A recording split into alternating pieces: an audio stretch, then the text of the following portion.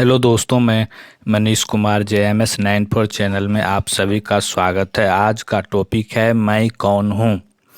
इसी पे आज चर्चा कर रहे हैं। यह टॉपिक अखंड ज्योति मासिक पत्रिका के अंतर्गत है। चौओर वैदिक धर्म व अद्वैत ज्ञान की प्रतिष्ठा को लेकर दिग्विजयी आचार्य शंकर अपने शिष्यों के साथ विभिन्न स्थानों की यात्रा कर रहे थे। उस दिन यात्रा करते हुए वे श्रीबेली आ पहुँचे थे। श्रीबेली के श्रद्धालुओं ने आचार्य शंकरा का बड़ा आदर सत्कार किया। आचार्य शंकर पहले देवस्थान हर पार्वती के मंदिर में गए, वहाँ पूजा अर्चना की। वे अपने विश्राम स्थल पर पहुँचे। उनके दर्शन को श्रद्धालुओं की भीड़ उमड़ पड़ी। आचार्य शंकर ने अपने अद्वैत तत्व की सरल व्याख्या करके समझाया। ब्रह्म ज्ञान के तेज से प्रदीप्त उनके मुखमंडल को देख सभी श्रद्धालु उनकी ओर सहज ही आकर्षित हो रहे थे। श्रद्धालुओं की उस भीड़ में प्रभाकर नाम के एक ब्राह्मण भी अपनी पत्नी सहित अपने 13 वर्षीय पुत्र को लेकर आचार्य शंकर के दर्शन व आशीष की आकांक्षा के लिए आए थे। प्रभाकर का पुत्र 13 वर्ष की आयु पूर्ण कर चुका था, पर वह कुछ बोल नहीं पाता था क्योंकि वह गूंगा था। ब्राह्मण प्रभाकर ने आचार्य शंकर की अलौकिक शक्ति व योग बल के बारे में सुना था। उन्हें यह आशा था कि आचार्य शंकर की कृपा दृष्टि से उनका गूंगा पुत्र भी बोलने लग सकता है। यह सोचते हुए वह कुछ फल, मिष्ठान आदि भेंट स्वरूप शंकराचार्य के चरणों में अर्पित कर रोने लगा। प्रभाकर का गूंगा पुत्र भी शंकराचार्य के चरणों से लिपट गया। प्रभाकर को रोते हुए देखकर शंकराचार्य ने बड़े प्रेम से उसके सिर पर हाथ रखा और बोला। प्रभाकर को रोते देखकर शंकराचार्य ने बड़े प्रेम से उसके सिर पर हाथ रखा और बोला, विप्र धीरज रखो। तब प्रभाकर ने कहा, हे देव, इस बालक के जड़ भाव का क्या कारण है जिसके कारण यह कुछ बोल नहीं पाता है। हे देव, आप तो करुणा के सागर हैं। आप इस बालक पर करुणा कीजिए और इसे ठीक कर दीजिए। हमारा यह पुत्र कुछ बोल नहीं पाता, फिर यह वेदादि भला किस प्रकार पढ़ सकेगा, और यह तो अपनी मुख प्यास भी नहीं बता सकता। इसकी दशा देखकर हमें अत्यंत कष्ट होता है। दोस्तों, वीडियो को लाइक कर दें और JMS 94 चैनल को सब्सक्राइब कर लें, जिससे आने वाले वीडियो का नोटिफिकेशन आपके पास सबसे पहले पहुंचे। प्रभाकर की बातें सुनकर शंकराचार्य ने उसके गूंगे पुत्र की आंखों में अपार करुणा भरी दृष्टि से देखा और पूछा, हे शिशु, तुम कौन हो? तुम्हारा नाम क्या है? तुम कहाँ से आए हो? हे वत्स, तुम इन प्रश्नों के उत्तर देकर मुझे प्रसन्न करो। तुम्हें देखकर मुझे अतिशय आनंद का अनुभव हो रहा है। शंकराचार्य की करुणा भरी दृष्टि व स्पर्श मानो उस बालक में किसी दिव्य आध्यात्मिक शक्ति का संचार कर दिया और वह गूंगा बालक शंकराचार्य के ब्रह्म तेज से प्रदीप्त मुख को कुछ पल देखता रहा। फिर मधुर वाणी में बोला, हे देव, मैं मनुष्य नहीं, कोई देवता या यक्ष भी नहीं। मैं ब्राह्मण, क्षत्रिय, वैश्य या शूद्र भी नहीं। मैं ब्रह्मचारी, गृहस्थ, वानप्रस्थी और सन्यासी भी नहीं। मैं मन, बुद्धि, देह या इंद्रियां भी नहीं। मैं तो केवल और केवल निज बोध स्वरूप आत्मा हूँ, जो मन या चक्षु आदि इंद्रियों के अगोचर हैं। मैं वही नित्य आत्मा हूँ, विविध पात्रों के जल में प्रतिबिंबित सूर्य की तरह, जो प्रकाश स्वरूप में अनेक बुद्धियों के भीतर विभिन्न रूप में प्रतिमान होता है। वही नित्य ज्ञान स्वरूप आत्मा मैं हूँ, जो सारे प्राणियों को और वस्तुओं में व्याप्त है, या फिर भी जिसे कोई वस्तु स्पर्श नहीं कर सकती। मैं वही नित्य ज्ञान स्वरूप आत्मा हूँ, जो आकाश के समान सर्वदा शुद्ध और स्वच्छ स्वरूप है। मैं वह नित्य ज्ञान स्वरूप आत्मा हूँ। इस प्रकार संस्कृत श्लोक कहते हुए शंकराचार्य के प्रश्नों का उत्तर देते हुए वह गूंगा बालक बोलने लगा। शंकराचार्य के प्रश्नों पर गूंगे बालक के मुख से इस प्रकार ज्ञान की बातें सुनकर उसे बोलते देखकर वहां उपस्थित सभी लोग हतप्रभ रह गए। शंकराचार्य अपने शिष्यों की ओर देखते हुए कहा, यह बालक अवश्य ही कोई ब्रह्म ज्ञान पुरुष होगा, क्योंकि तत्व ज्ञान से पूर्ण आत्म स्वरूप का ऐसा वर्णन साधारण मनुष्य से संभव नहीं है। अवश्य ही इस बालक के आत्मज्ञान प्राप्त कर लिया है। इस बालक के द्वारा व्यक्त यह श्रोत हस्त मलक नाम से प्रसिद्ध होगा और तुम सब भी आत्म स्वरूप को अभिव्यक्त व प्रकाशित करने वाले इस स्रोत को कंठस्थ कर लो। उधर अपने गूंगे पुत्र को बोलते देखकर प्रभाकर दंपत्ति के आनंद की कोई सीमा न रही। वह आचार्य शंकर के चरणों में नतमस्तक हो गया और बोला, हे देव, हम आपको किस प्रकार से धन्यवाद दें।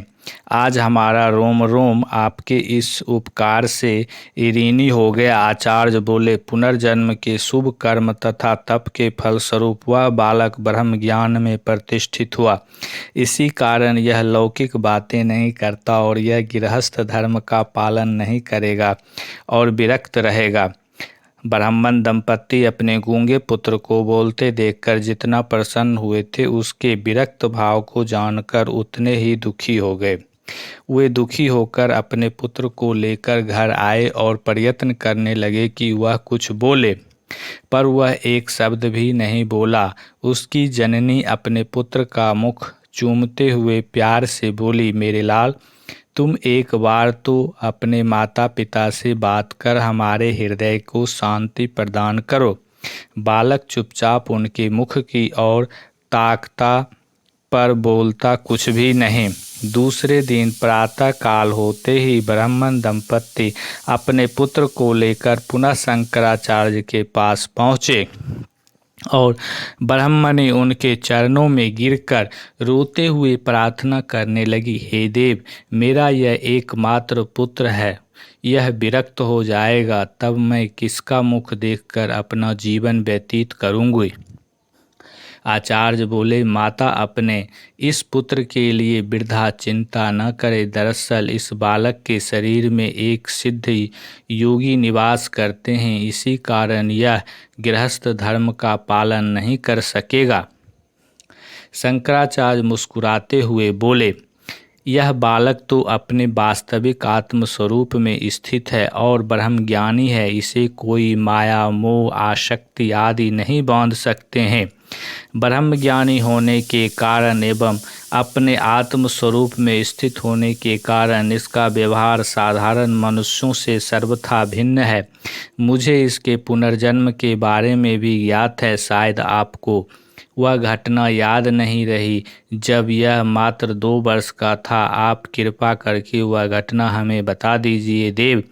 ब्राह्मण ने नम्रता से आचार्य शंकर से कहा। आचार्य बोले, स्मरण कीजिए, जब यह बालक 2 वर्ष का था तब आप पति पत्नी उसे लेकर यमुना स्नान को गए थे। उसे नदी के किनारे बिठाकर आप दोनों नदी में स्नान करने लगे। वहीं यमुना किनारे एक योगी धनास्त बैठे थे। आपने समझा कि वे योगी बैठे हुए हैं और आप अपने बालक को उनके समीप छोड़कर स्नान करने चले गए। यह 2 वर्ष का बालक खेलते खेलते यमुना में डूबकर मर गया। आप दोनों स्नान कर जब वापस आए तो मृतक पुत्र को देखकर उसे उस धनास्त योगी के चरणों में डालकर विलाप करने लगे। आप दोनों के रुदन को देखकर उन योगी को दया आया और वे अपने योग बल से अपने शरीर का त्याग कर इस मृत बालक के शरीर में योग बल से प्रवेश कर गए। बालक को जीवित देखकर आप दोनों बहुत आनंदित हुए और उसे अपने घर ले आए। वे सिद्ध योगी ही इस बालक के शरीर में निवास कर रहे हैं। आप इसे गृहस्थ नहीं बना सकेंगे। यह सुनकर दंपत्ति बोले, हाँ देव, यह घटना हमें स्मरण हो आई है। तभी वह बालक बोला, माता, अब तो आपको मेरा परिचय ज्ञात हो चुका है। अब आप यह जान चुकी हैं कि मैं कौन हूँ, इसलिए हे माता, आप हमें गृहस्थी में रहने के लिए विवश न करें। अब मुझे आप पूज्य आचार्य के चरणों में रहने की आज्ञा प्रदान कीजिए। मैं भगवान से प्रार्थना करता हूँ कि जिससे आपको शीघ्र ही पुत्र की प्राप्ति होगी और गृहस्थ धर्म का पालन कर आपको आनंद प्राप्त करेगा। ब्राह्मण दंपति ने अपने सिद्ध योगी पुत्र के मुख से सांत्वना भरे शब्द सुनकर हृदय को शांत किए। फिर से आचार्य शंकर के चरण छुए और अपने आंसू पोंछते हुए अपने उस योगी बालक को आचार्य शंकर के पास छोड़कर अपने घर चले गए। वह सिद्ध योगी बालक आचार्य शंकर के चरणों में लिपट गया और शंकराचार्य ने बड़े प्यार से उसके सिर पर हाथ फेरा और उसे एक नया नाम दिया, हस्तामलक। आचार्य शंकर ने शास्त्रानुसार उसे संन्यास मंत्र से दीक्षित किया और आचार्य शंकर के सानिध्य में तप ध्यान करते हुए बड़े अल्प समय में ही वह बालक ब्रह्म ज्ञान में निशांत को निज बोध को प्राप्त हो गया। ब्रह्म ज्ञान की ज्योति से उसका मुखमंडल प्रदीप्त हो उठा। उसे यह निज बोध हुआ कि श्री गुरुदेव आचार्य शंकर की कृपा से आज मैं धन्य हूँ, कृत हूँ, संसार बंधन से रहित हूँ तथा नित्यानंद स्वरूप और सर्वत्र परिपूर्ण हूँ। मैं असंग हूँ, अशरीर हूँ, अलिंगन हूँ, अक्षय हूँ, मैं अकर्ता हूँ, अभोक्ता हूँ, अविकारी हूँ, अक्रिय हूँ, मैं शुद्ध बोध स्वरूप हूँ। मैं न यह हूँ न वह हूँ, बल्कि मैं ब्रह्म ही हूँ। मैं तो अपने नित्यानंद स्वरूप आत्मा में स्थित होकर अपनी पहली अवस्था से सर्वथा विलक्षण हो गया हूँ। मैं न करने वाला हूँ, न कराने वाला हूँ, न भोगने वाला हूँ, न भुगतने वाला हूँ, न देखने वाला हूँ, न दिखाने वाला हूँ। मैं तो सबसे विलक्षण स्वयं प्रकाश आत्मा हूँ। मैं सतचित आनंद स्वरूप हूँ। हे गुरुदेव, आपकी कृपा से ही मुझे यह बोधोपलब्धि हुई है। ऐसा जानकर वह आचार्य श्री के चरणों में लिपट गया।